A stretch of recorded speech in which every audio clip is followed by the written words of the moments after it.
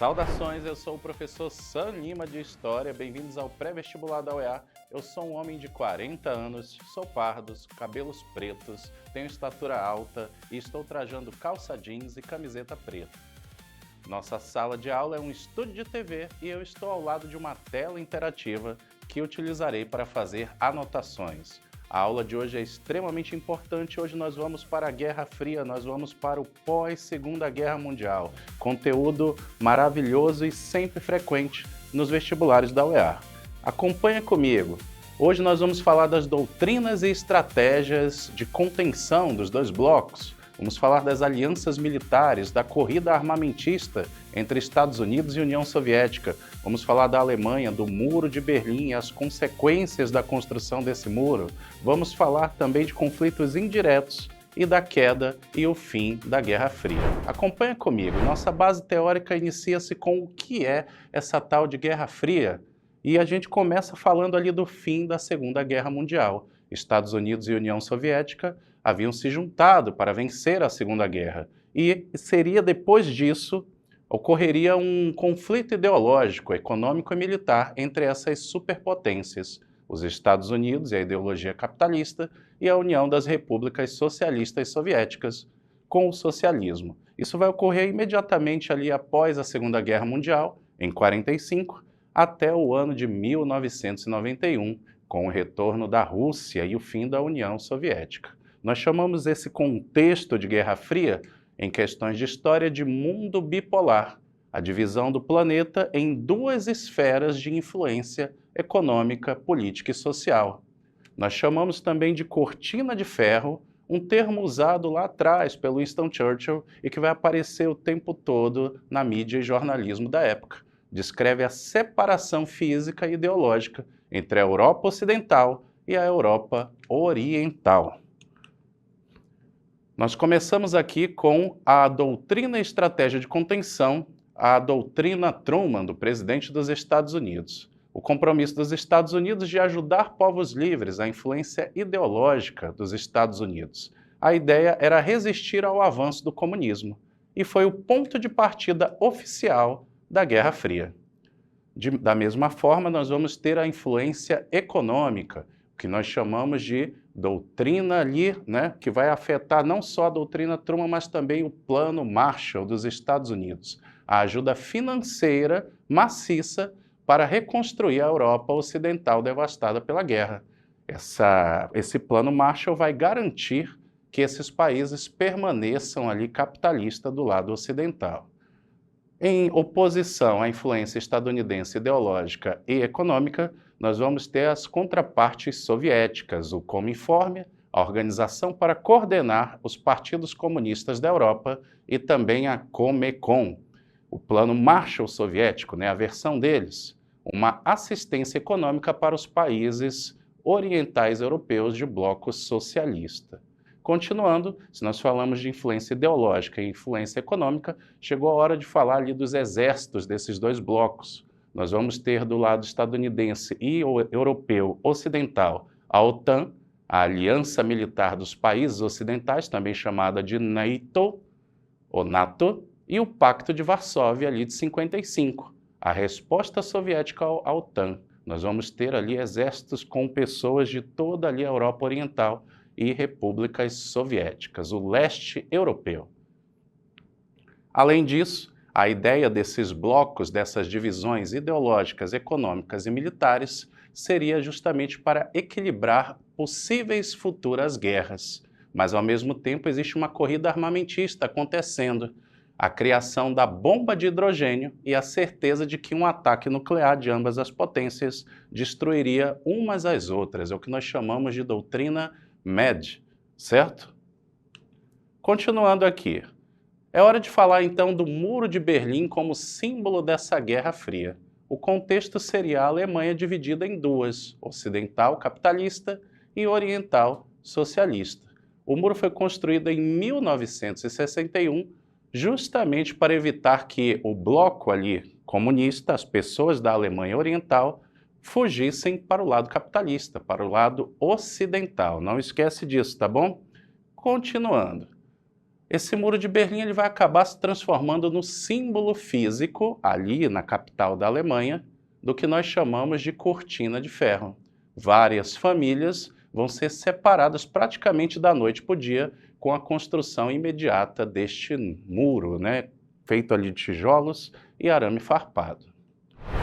Nós temos aqui no nosso estúdio a visita dele mais uma vez, a visita do Caio.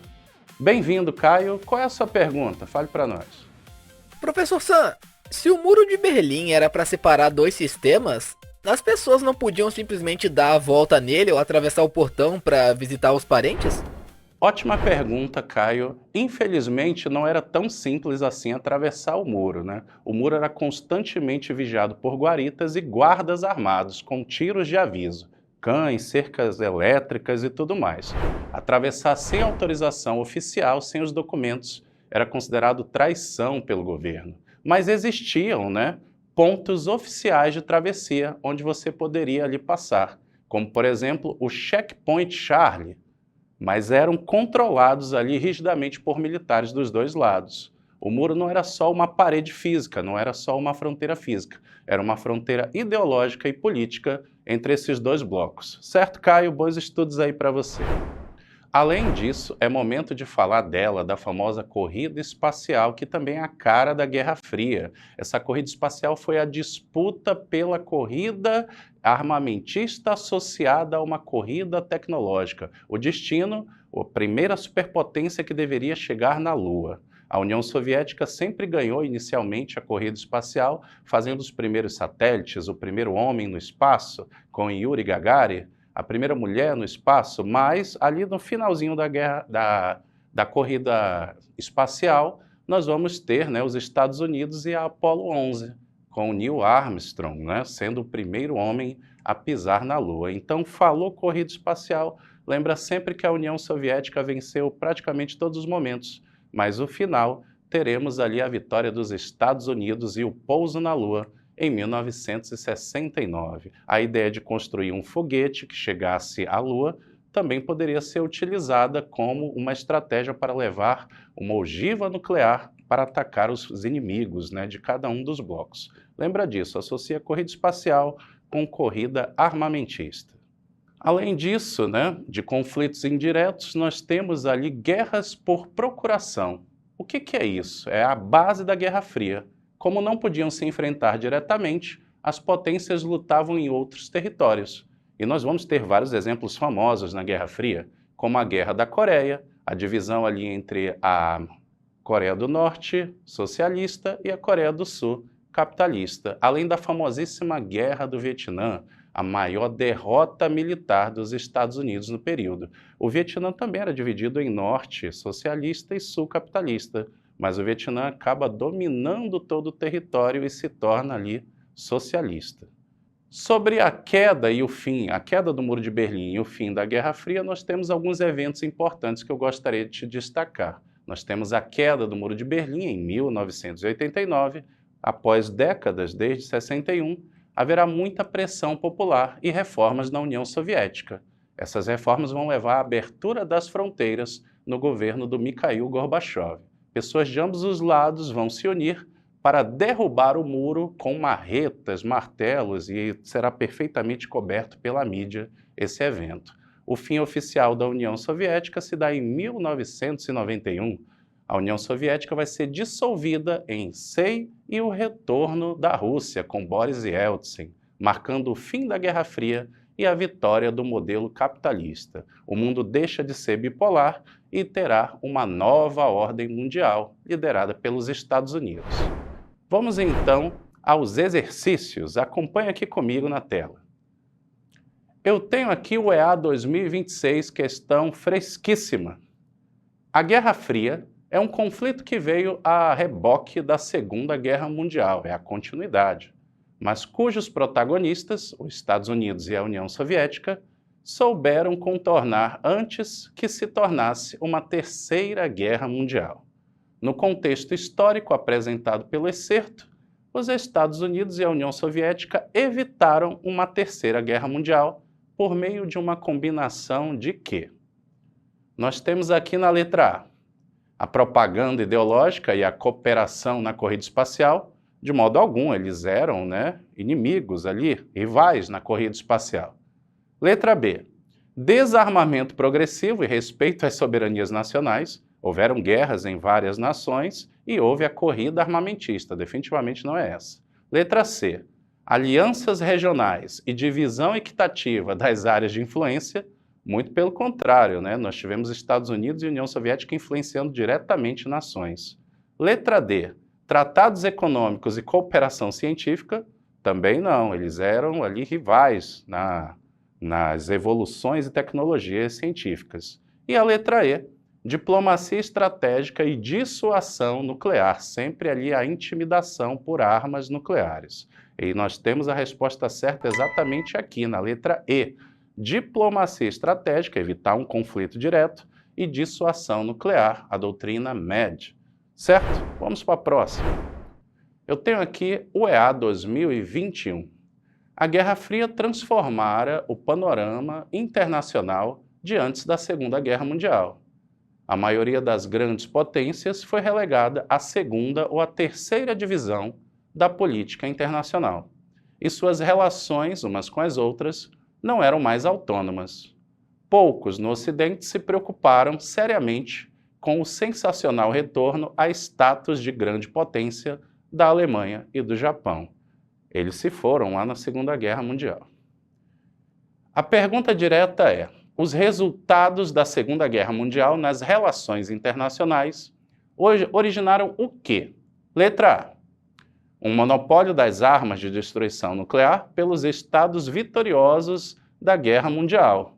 Não necessariamente, não, vai ser apenas Estados Unidos e União Soviética. Outras nações que lutaram a guerra não serão potências nucleares nesse momento. Letra B. Um mecanismo de solução de conflitos por meio de congressos de representantes das potências. A ONU não vai dar muita conta dos conflitos que vão ocorrer na Guerra Fria. Letra C. Um empenho efetivo das potências militares para a manutenção da paz entre os povos. Como eu te disse, haverão muitos conflitos, muitas guerras no período. Letra D. Um sistema mundial bipolar, baseado no equilíbrio de armas de dissuasões nucleares, as duas superpotências Estados Unidos e União Soviética. E letra E.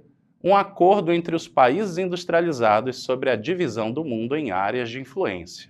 Essa letra E até tem a ver com nossa aula de Guerra Fria, mas não responde diretamente o excerto e a pergunta. Resposta correta, letra D. Um sistema mundial bipolar, o mundo bipolar da Guerra Fria, baseado em armas nucleares. Então, na aula de hoje, nós vimos vários elementos de Guerra Fria, Muro de Berlim, conflitos do período, corrida espacial e a influência política, ideológica e social de Estados Unidos e União Soviética. Assunto extremamente importante e recorrente nos vestibulares da UEA. Baixem o aplicativo do Preveste UEA, sigam as redes sociais do Preveste para não perder nenhuma novidade. Eu sou Sam Lima de História, bons estudos para vocês. Tchau, tchau.